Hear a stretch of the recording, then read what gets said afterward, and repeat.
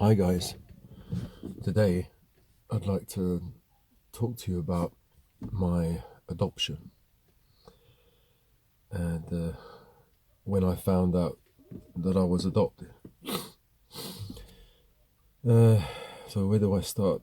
Um, when I was 28, 28 years of age, my my parents kept going to Sicily to see my grandparents, and they kept, they used to leave me at home for a few weeks. And in one of those periods, I was at home and I was looking through some cupboards, looking for some sheets or something, and I found some documents,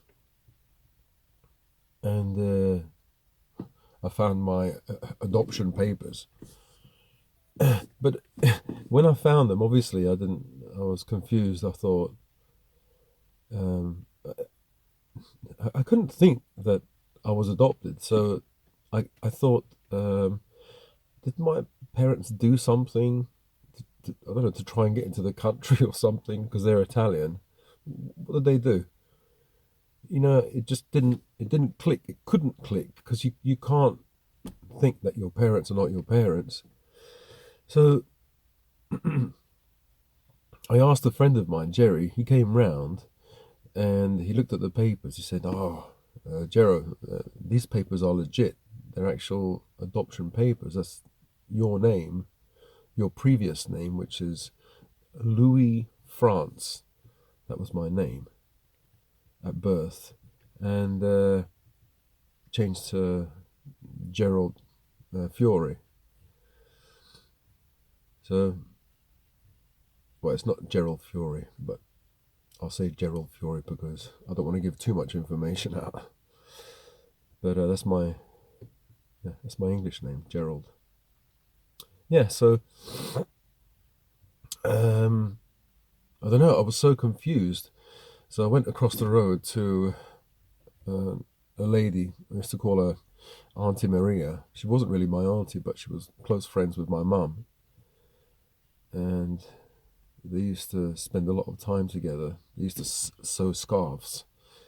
They used to do homework for a lady. She used to come round and pick up the scarves. I think she was a seamstress. She used to do the label of, the silk scarves that ladies wear. The label and the outside. You roll that bit up and whatever. Yeah. So I asked her, and she said, "Oh, Jero, yes, it's true." Then the penny, as they say, the penny dropped. Then I realized, oh no, and I couldn't even start to think, well, what does this mean? So, um, you know, it, like they say, it hit me like a ton of bricks. I thought, well, what? What? So this auntie, she said, "Yeah, I wanted to tell you. Everybody wanted to tell you, but it was not up to us." And that's the common thread. With my cousin, my the cousin that I grew up with, that I was closest to in the family, he was my age. He's my age, and yeah, he said, Jer, because that's my shortened version of my name, Jero. Jer, I wanted to tell you, but it wasn't my place. Yeah. So anyway, going back to this Auntie Maria, she said, yeah, we knew about it, and you have also a sister, and she died, and she's buried at the local cemetery in it's a famous cemetery in London. It's called the Kensal Green Cemetery, and that's where we used to live, near there. And I thought this was just too much. I thought, my goodness. So for 3 days, I think it was 3 days, 2 or 3 days, I didn't eat. I drank, but I didn't eat. And I phoned my parents, and I said to my parents, I spoke to my mum. They were in Sicily, and I said, what's this paper, this stuff? And my mum says, look, I'll explain to you when I see you again. And my dad was just, he didn't know how to handle it. He said, just tell him to put the phone down. It was wrong the way he acted, but he just was shocked. He didn't know what to do, you know. So, so what happened was I wanted to find out who was my sister and wanted to go to her grave. I'd never seen her face before, so it would have hopefully the photo of her face. So after 2 or 3 days, I went to the cemetery, and from the cemetery you can see the paperwork, who buried her and the address, so I can find out who my mother or who my parents were or where they live. And so I went to see my sister that day, and what freaked me out was I went there and I saw the photo, and she passed away when she was only 15, and she was my half sister. Anyway, Tanya is her name, and when she yeah. So the weird thing about all this is the day that I went the first time to see my sister was the 31st of December. And guess what date was on her tombstone? The 31st of December. 365, 1 in 365 chance of that happening. Yeah, I don't know. Was she, I don't know, calling me? It was weird, really weird. Yeah, so the first time I saw my sister, I thought, oh, okay. She doesn't look like me. Looks like an English girl. Nice hair. Just a nice girl. Yeah, apparently she passed away she went to Spain on holiday, on a trip with school, and she had meningitis, I think. She drank the wrong water or something, and I don't know, caught meningitis and passed away. Well, anyway, from the records, I found my mother, and with the help of another lady across the road, Isabella, she's Spanish. She, told me. No, she spoke to her in Spanish because my mother is from Chile, and apparently my father is from Spain. And I thought, bloody hell, I don't know anything about Chile, about the culture, or Spain. All I know is I'm Italian, and I was brought up in England. So anyway, the weird thing is, this is one weird thing. I drove to the area in Ladbroke Grove where she lives, and I knew she lived there, and I knew the road, and I sat in the car and just waiting to see if there was a woman who looked Spanish or South American. And I thought, could that be my mum? Could that be my mum? It was horrible, really horrible. And I drove back home, and then the Spanish lady Isabella spoke to her again, and we made a meeting, and so I went there, and yeah, I gave her a hug and everything. In Italian, there's a saying, or in Sicilian, "Osango attira," which means the blood. It's the kind of like blood is thicker than water. Blood will attract you, So like when you meet your mother or father, but that didn't happen. I met this woman who says she's my mother, who is my mother genetically, but I was adopted at 9 days of age, so I don't know even if she gave me milk. maybe the first milk. I don't know. So um, I didn't really see her as a mother. My mother, I can't see her as a mother. I can only see my Italian mother. Like I call them my A parents and my B parents, adoptive and biological, genetic. So yeah, I met her, and yeah, it was okay. It was really weird, and yeah, I wasn't that close to her. So I don't know. I've seen her on and off, the past 28 years, because it was 28 years ago that I found out. But it's not. I don't think it's a coincidence that, like, my life is split in half. My first 28 years and my second 28 years. My first 28 years were somewhat happy. My second 28 years weren't. And it's not a coincidence that I've been taking medication for 30 years.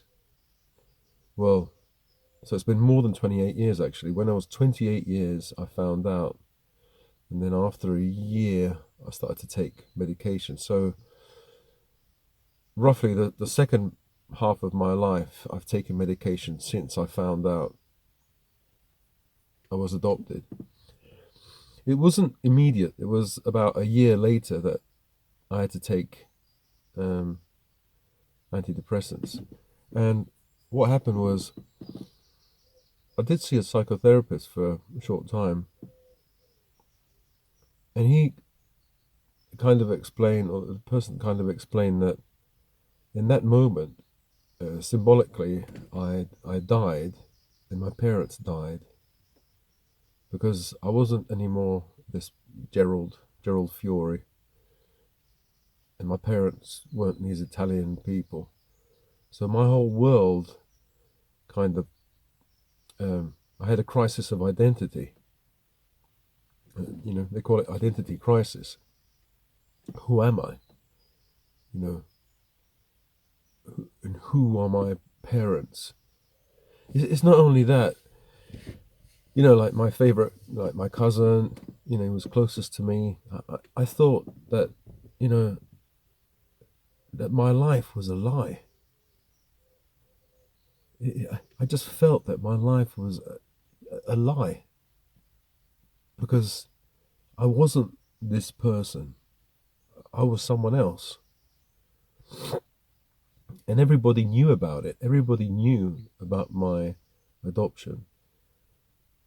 And it's like, I was looking back through life, my childhood, and all those memories. I was like the person that this information was hidden from. It's as if I was lied to, or my life was a lie, and it's as if I am the fool. Like I'm the. It's like, playing a joke on someone and that person doesn't know. But this happened for like almost 30 years.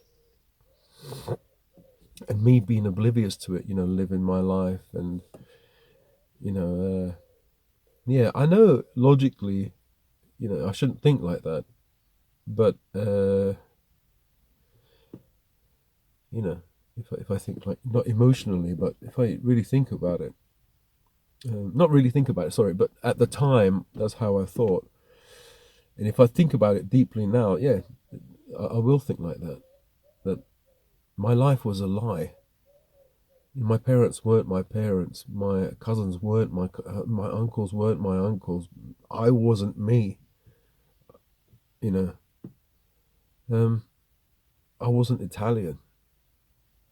I was, I don't know, was it some other race or some other, yeah, still kind of the Latin. And then I thought, what are people from Chile like? What are people from Spain like? I don't know any Spanish. I don't know any people from. All I know is Italian and English. Some black people, some Muslim people. I no Spanish or people from Chile. It's alien to me, you know. So I am logically, I said, okay, this happens to people. You know, I just took on board what people said. Look, this happens. You know, you have to learn to live with it. You know, what can you do? And that's what I thought I did, and I forgot it. I forgot about it. Yeah. Little did I know, subconsciously, it went onto the kind of back burner. But then my brain started to, internally uh, think about it. And what started to happen was I started to get maybe a lump on my body, and I started to. Oh, at the same time, yeah. So at the same time, an uncle passed away. He had pancreatic cancer. A lady I used to call my auntie, but she wasn't my auntie, but my mum's friend Maria. She passed away of brain cancer. And there was another one who passed away of another cancer. And my subconscious or my brain linked the two, linked cancer, death, and my death, linked the two together. And then I was screwed. I started to have like health anxiety. And so I would check on the lump and then think it's okay, there's no problem. And then I would think, oh, it's growing, and I would panic about it. Then I'll go to the doctor, and the doctor would say, okay, this is nothing, or the doctor would say that. Then I'd be panicking. I wouldn't trust the doctor. I would have to go back to the doctor. Oh, God. And it was hell, because then after I got I needed constant, how do you say it? I needed, there is a word for it, but the doctor had to constantly tell me that I'm okay, that I'm not dying. Not recognition, sorry. I needed a constant, okay, that I'm not going to die. I didn't, so like I went there, I had a problem with my head. I was having loads of problems, and I thought, I've got a brain tumor. I've got a problem with my lump in my nipple, or it's a cancer. And I would go to the doctor, and be crying and be worried, upset, and it was just doing my head in. It didn't stop, and I would feel after, say for example, I had a lump here, and I was worrying for months. Months, what am I talking about? For days, not months. And then until I got the appointment, and if the doctor said, "Oh, this is nothing," the I, I wasn't elated, but I was the stress would come down so much, and I would feel so happy. It was like a high, to someone to tell you that you're not dying is But that's how I thought, that I was dying, and then when the doctor told me I'm okay, I felt like a new lease of life. And this happened so many times, multiple times in the year, until um, I had, as I said in the other video, I had so many arguments with my ex-girlfriend. And then I started to have uh, a problem in the left side of my brain, and I actually had pins and needles from my eye all on this side of my brain. It wasn't on the outside. It felt like it was on the inside. And yeah, my stress levels, I think I was having a breakdown, because I was lying down on the grass, and I felt that the earth was sucking me in. I actually heard the noise. I got up. The birds in the trees were singing, and I just couldn't take it. Just sounded like a million birds squeaking. I had to block my ears. Uh, it was just so much. I had so much anxiety, and that's when I had to go on to antidepressants. First of all, I was given Valium or diazepam for 5 days to calm me down, and then I was put on Seroxat for the first time, and then things calmed down. And then, well, I've been on them ever since. So, yeah, going back to my adoption, I think, you know, if I go back in time and I think, when I was 20, so this is half of my life, 28 to 56, let's say. Um, Up until when I was 28, I didn't know anything. I did have some problems. I had social anxiety. They used to call it social phobia, social anxiety problems. And the way I see it is that social anxiety has to be dealt with. Otherwise, it will fester into something worse. So basically, your brain is trying to maybe there's a lesson that you haven't learned, and your brain is saying, "Okay, you haven't learned this lesson. I'll you'll have to learn a different way." So, for example, if you have a phobia, a fear of spiders, you can always avoid that fear of spiders. You just keep away from spiders. If you have a fear of heights, then you just live in a bungalow. You don't take planes. You don't go into high places. But if so, you can avoid those fears. And like I had a fear of being shy. I had a fear of blushing, you know, and sorry, I had a fear of blushing. I think it's called erythrophobia, a fear of being red. And that's just, it progressed from shyness to this real fear of being red, of blushing, and then social phobia. So what I did is I avoided people for like decades. But then this fear moved into my body, a place that I couldn't escape. So you see, I've taken antidepressants for 28 years, and it's kept it subdued, kept it at bay. But I haven't dealt with the problem, the fear. So that's how I see it. First I had this phobia, and it was an external thing. Because I didn't deal with it, it became an internal thing. That fear moved from outside to inside my body, where I would have to deal with it. There's no way you can escape. But there is if you take medication. Well, that's the insight that I got. But yeah, and I think so. So what I'm trying to say is, would I have had to go on medication anyway because I didn't deal with my phobias in the past, or my social anxiety, my fears, because it's not, I don't think I don't have a fear only in one area. And then I remember in the past when I had social anxiety, I did like a drawing on a piece of paper, and it was like, I called it comfort zone expansion, where I was in the middle here, and that's my first area, and me expanding out. So, like a dartboard, you have a large circle, a smaller circle, and a smaller one.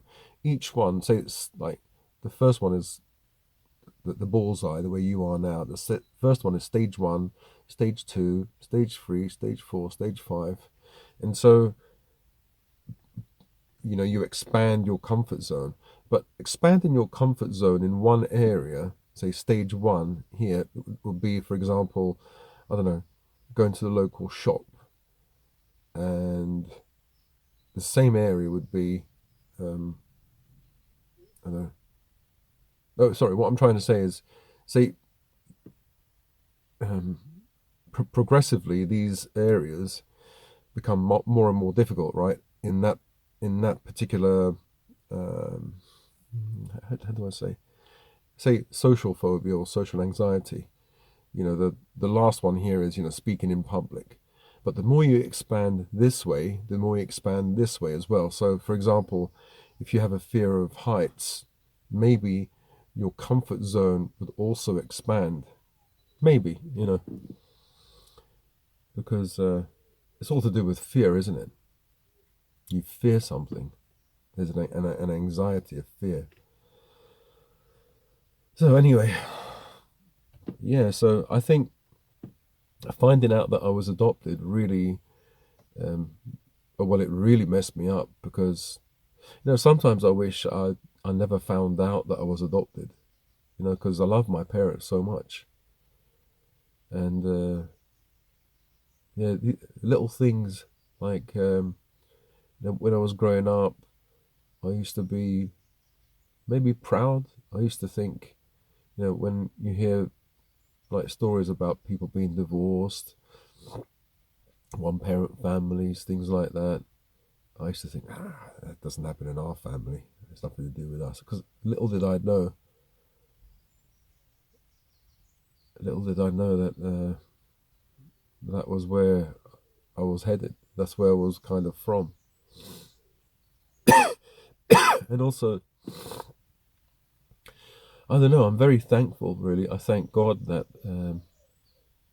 I was adopted because the kind of life that I would have led before, if I grew up with my mother from Chile in London, it wouldn't have been a good life. I was kind of treasured by my Italian parents. I was a treasure because basically my mum couldn't have kids, and there was a mutual friend that knew my mum and dad, and an Italian lady, Anna, and knew also my mother, Adrian, my genetic mother, and got them together and did all the paperwork and everything. My mum told me once, because my parents used to go to the Tesco's in Ladbroke Grove, because they used to live in Ladbroke Grove as well. And one day, when I was about 2, um, they just came out of the Tesco and they saw my genetic mother, Adrian. And she asked, "Oh, how is the boy?" And my mum held me tight, like next to her legs. And I was holding on to my mummy and said, "Who's that, mummy?" And yeah, I think it was a bit worrisome, maybe frightening for my mum, my um, Italian mum, adopted mum, my real mum. And she said, I think at that point she told my dad, she told her husband that we have to leave this. I don't want, you know, this to happen all the time. So we left the area and we moved to a place called Kensal Rise, near Kensal Green Cemetery, only a few miles away, not that far. Yeah. So yeah, my adoption story kind of affects me. If I see, if I see, no, that if I see, how do you call it? If there's a story on TV, when they have these long lost, they meet their dads or they meet their mums for the first time. I just can't help but kind of it brings a tear to my eye. I start bawling if I watch it. I don't want to watch it. Kind of sometimes watch them, but I don't like that crying feeling, that pain. Yeah. So there you go. That's my adoption story. What does it feel like to be adopted? It feels. I think if I knew from when I was a kid, then it wouldn't feel like anything. But because I didn't know, I found out when I was almost 30. It did have an impact. As I said, I wish I didn't know because now it puts me into a situation where I feel different from others, from my whole family. I feel like the outsider. Maybe this has impacted my mental health. My subconscious, you know, thinks I'm the outsider. Maybe that's why I'm a loner. That's why maybe I think that I'm going to be a hermit one day because my subconscious has decided that that's what I am, you know. And I think, as a child, I didn't. I think we all think that we're. I suppose a lot of people think that they're special or they're different. I did think I was different, but especially my parents were quite short, and I was quite tall. So some Italians, used to say, "Oh, why is Jero so tall and you guys are so short?" And so my mum used to say, "Oh, he takes after his uncle. His uncle's tall." My uncle Angelo in Sicily, he's only about 5 foot. Was it 5'9" maybe? I don't know. He's not really tall, but and also I don't look like my parents. So sometimes during the past 28 years, since I found out, I look at people and I think, oh, right, that he looks like his mum or she looks like her dad, and I think, why, why didn't I ask these questions? Why didn't I see it? I don't look like my parents. I'm not the same height. Why didn't I? But you you don't question those things, do you? You don't say, oh, am I adopted, or um, am I? Why don't I look like my parents? Maybe I'm not theirs. And then the thing is, I'm not even Italian. I think, wow, I'm not even Italian. Always so proud. Oh, I'm Italian. Grew up, watching the Godfather films and stuff like that, and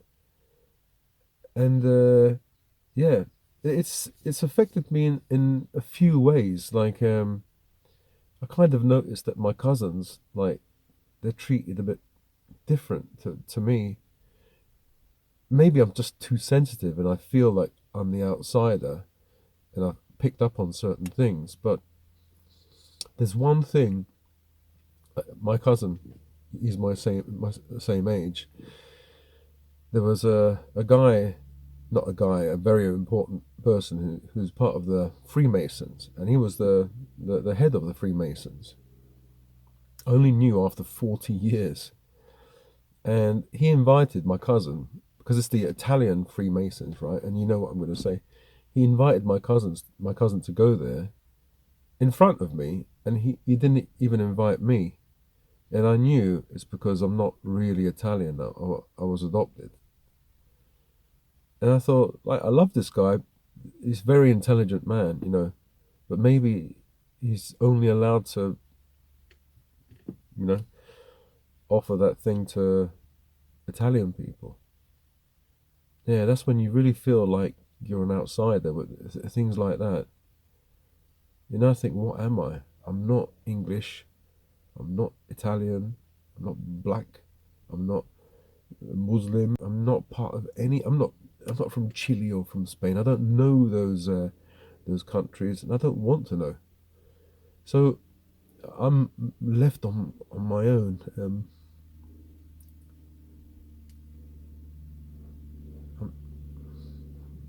I'm just me, just myself, I suppose. Yeah. So thanks for watching, and yeah, that's my story about my adoption. I hope it helps anyone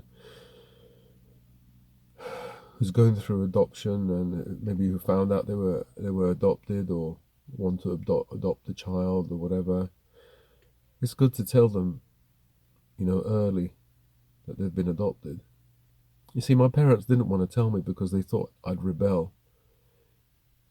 They thought, okay, tell, we'll tell him when he's 5 or 6. But then they kept pushing it forward because they were scared. Then they kept pushing it forward till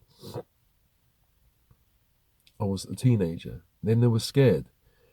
And then finally, in my 20s, they kept telling me things like something weird, like, because they kept going to Sicily on the plane, and they kept saying, listen, Jero, my son, if something happens to us, you'll find something.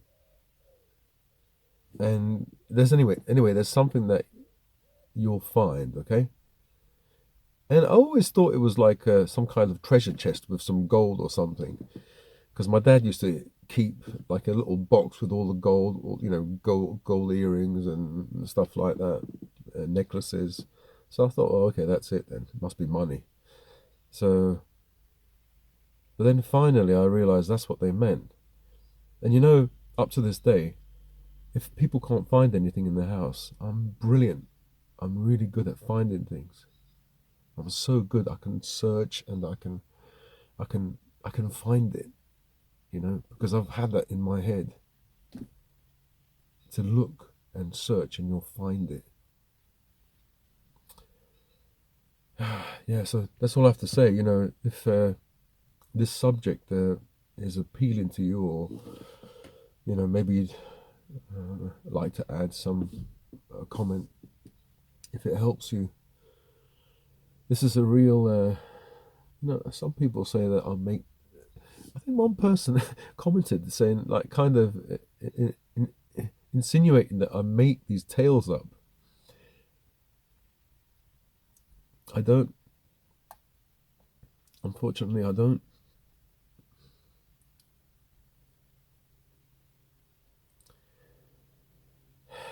Another lady said, "Why don't you want your wife to find this video?"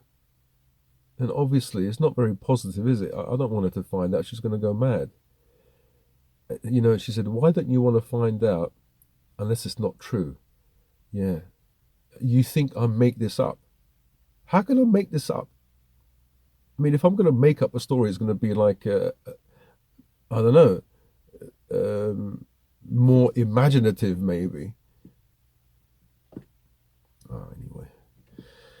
Sorry, guys, I'm ranted. But anyway, if this subject appealed to you or stimulated some kind of thoughts, write down and you guys talk to each other. I'm trying to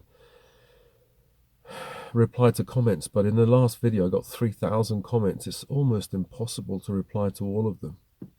It's really, I mean, I love the comments. I read the comments, as many as I can. I'm going to read all of them, but yeah, there's only one comment that was a bit bad, but it wasn't actually geared towards me. It was geared towards someone else. But the rest have been really brilliant, really fantastic. So anyway, if this, if you're going through, maybe if you found out that you were adopted, yeah, I know how it feels. It's scary, It's like a death. Like your former self has died.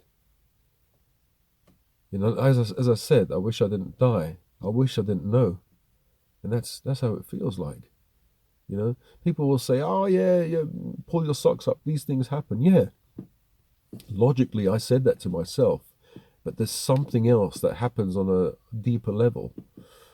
Your subconscious, your inner child. I don't know what it is, but it's something that happens on a deeper level that logically is difficult to control, and it has to express itself. Well, anyway, thanks for watching, and hopefully I won't talk about these kind of subjects, talk about health or something like that later. All right.